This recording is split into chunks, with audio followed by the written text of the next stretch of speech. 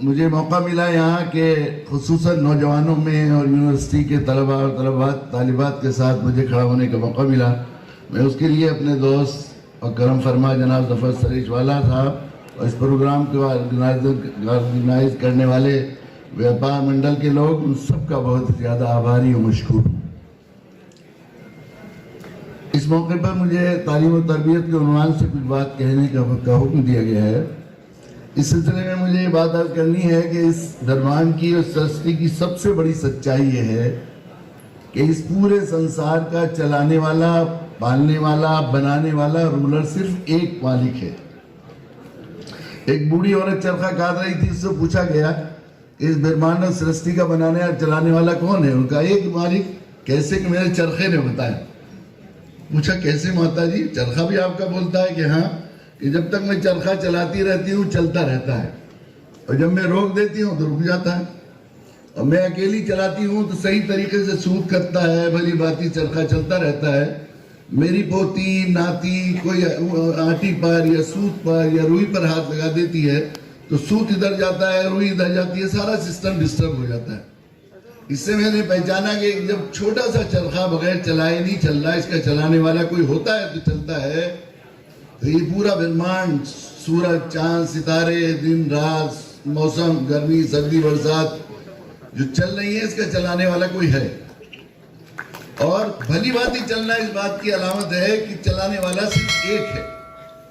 مالک نے خود قرآن میں یہ بات کہی ہے، لوکان فی مالیت اللہ لفسدتا، میرے بندوں میرے علاوہ کئی اور برہمانڈ کے چلانے والے مالک اور کریٹر اور رولر ہوتے تو سنسار میں فساد ہو جاتا۔ ایک کہتا دن ہوگا، ایک کہتا رات ہوگا، ایک کہتے ٹیمپریچر اتنا ہوگا، ایک گھر میں دو مکھیا ہوں، بیٹا بھی کہے میں مکھیا ہوں، باپ کہے مکھیا ہوں، تو گھر نہیں چلتا۔ ایک شہر کے، یہ یونیورسٹی ہے، دو کلپیاں جو ہے وی سی ہوں، میں بھی وی سی ہوں، وہ بھی وی سی ہے، کہیں تو نہیں چل سکتا۔ ایک اسٹیٹ کے دو سی ایم ہو تو چل نہیں سکتا۔ تو یہ برہمانڈ ظاہر ہے وہ اکیلا ہے، وہی پالن ہار ہے ہمارا، وہی چلانے والا، وہی رولر، وہی پیدا کرنے والا ہے۔ وہ ایسا دیالو کرپالو ہے کہ ہمارے آنے سے پہلے ماں کی چھاتیوں میں دودھ بھیجا۔ ہم میں سے کسی نے کوئی اپلیکیشن نہیں دی تھی کہ مالک ہمیں بولنا بھی نہیں آتا، دانت بھی نہیں ہے، ہمیں روٹی توڑنا نہیں آتا، پردے کے پیچھے خواتین بیٹھتی تھی اور وہ پوری آیتیں سناتے اور اس کے بعد ان کے معنی بتاتے تھے، ان کے مطلب بتاتے ہیں، ایکسپلین کرتے تھے۔ اس کے بعد ایک کلاس الگ ہوتی تھی جس میں صرف عورتیں ہوتی تھی۔ انہوں نے عہد نبوی کا تعلیمی نظام میں یہ بات لکھی ہے کہ اسلامی قانون اور اسلامی ضابطے کے مطابق حضرت محمد صلی اللہ علیہ وسلم نے جو دنیا انسانیت کو تعلیم کا سسٹم دیا وہ یہ دیا کہ آپ نے عورتوں کی کلاسز دگنی کی مردوں سے زیادہ، اور صرف ایسے نہیں، ہر طرح کے علوم میں عورتوں کو آگے بڑھایا۔ حضرت جویریہ آپ کی ایک پتنی تھی، حبشہ سے آئی تھی، تو وہ سرجری سیکھ کر آئی تھی۔ آپ نے ان کے گھر کے کام کے لیے ایک خادم کو طے کر دیا تھا، اور حضرت جویریہ کو یہ حکم دیا تھا کہ وہ مدینہ منورہ کی عورتوں کو سرجری سکھائیں۔ تو صرف آپ نے تعلیمی کے پاس توڑ نہیں دیا۔ ایک بات یہ بھی ہے کہ انسان اگر تعلیم کے ساتھ تربیت نہ ہو اور آدمی کو مینرز اور سنسکار نہ سکھائے جائیں تو تعلیم، بڑی بڑی تعلیم حاصل کرتے ہیں اور آج کل آپ دیکھتے ہیں گردے چور ڈاکٹر پیدا ہوتے ہیں۔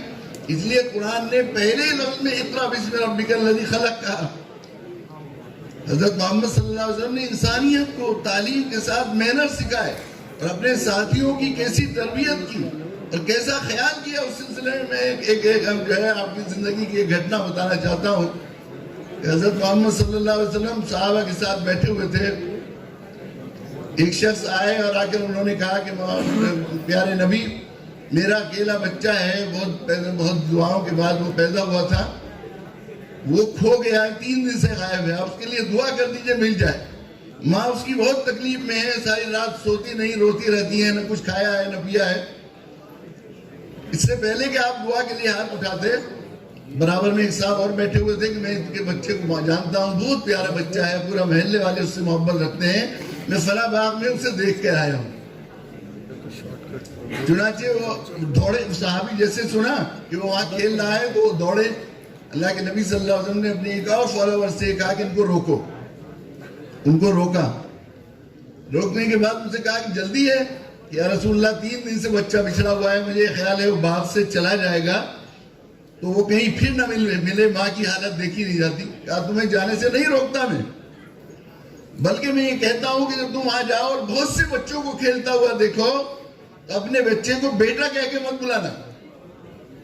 یا نبی اللہ میں بیٹا کہتا ہوں, اور اب اپنے بچوں کو بہت ہی زیادہ محبت سے یا بنیا کہتے ہیں, میرے لخت جگر, میرے کلیجے کے ٹکڑے یہ کہتے ہیں. تو میں یہی کہتا ہوں کہ نہیں, تمہیں نہیں معلوم کہ جب وہ بچے جو کھیل رہے ہوں گے جن سے تم اپنے بچے کو بلاؤ گے, ہو سکتا ہے کوئی اناتھ بچہ ہو جس کے سر پر باپ کا سایہ نہ ہو, تو محبت سے اپنے بچے کو بلاؤ گے تو اس کا کلیجہ جو ہے زخمی ہو جائے گا کہ کاش میرے سر پر بھی باپ کا سایہ ہوتا تو میں میرا وہ بھی مجھے اپنا بیٹا کہتا.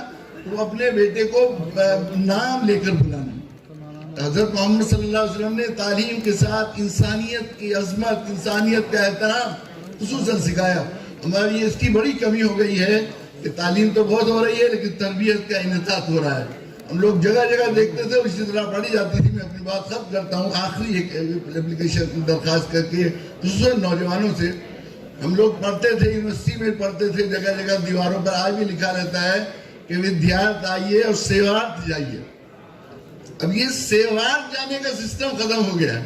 دیکھیں اس دھرتی پر, اس سنسار میں صرف اسی مالک کی بادشاہت چلتی ہے, اور اس مالک کا قانون یہ ہے کہ جو انسانیت کے لیے, دوسروں کے لیے جیتا ہے, مالک اس کو چمکاتے ہیں. میں نوجوانوں سے خاص طور سے اس بھری سبا سے فائدہ اٹھاتے ہوئے ایودھیا کی اس تاریخی سرزمین میں درخواست کروں گا کہ اگر آپ یہ چاہتے ہیں کہ آپ کا صرف دیش میں نام ہو, یہ نہیں بلکہ پوری دنیا میں نام ہو. پوری تاریخ انسانیت کی بتاتی ہے, مانوتا کا اتحاد بتاتا ہے کہ جو لوگ دوسروں کی سیوا اور دوسروں کے لیے جیتے ہیں, دوسرے انسانوں کے کام آئیں. آپ ودیا حاصل کریں, آگے بڑھیں, ویاپار میں بڑھیں اور اپنے بزنس کو بڑھائیں, لیکن دل میں اگر یہ نیت ہوگا میں اس دیش کی, اس پیارے دیش کی جو ہمارا دیش ہے, جس کے بارے میں حضرت محمد صلی اللہ علیہ وسلم کا ایک کتھن ہے کہ میرے عرب کو آئی ٹھنڈی ہوا جہاں سے اقبال نے کہا ہے میرا وطن وہی ہے, میرا وطن وہی ہے. اللہ کے نبی نے ارشاد فرمایا مجھے ہندوستان کی مٹی سے محبت کی خوشبو آتی ہے. یہ محبت بھرا دیش, اور یہاں دیش کے دیش واسیوں کی خدمت کریں گے اور سیوا کے لیے ہم پڑھیں گے تو جتنی اس سلسلے میں نیت اچھی ہوتی چلی جائے گی اتنا زیادہ دنیا میں آپ کا نام ہوگا. میں سمجھتا ہوں کہ تعلیم و تربیت کے اس عنوان سے, اس پروگرام سے یہی مقصد ہے کہ ہم لوگ تعلیم کی اہمیت کو بھی سمجھیں اور اپنے دل اور اپنے اندر کی مایا, اپنی مانوتا کو اس طرح بنائیں کہ ہم ایک اچھی انسان اور ایک سیوارتی انسان بنیں کہ ہم انسانیت کی خدمت کر سکیں. میں بہت مشکور ہوں منچ پہ بیٹھے ہوئے سبھی لوگوں کا, خصوصاً اپنے بھائی ظفر سریش والا کا کہ مجھے ایسی خوبصورت مجلس میں آنے کی دی اور مجھے یہ موقع دیا. شکریہ, بہت بہت السلام. بہت بہت شکریہ آپ کا.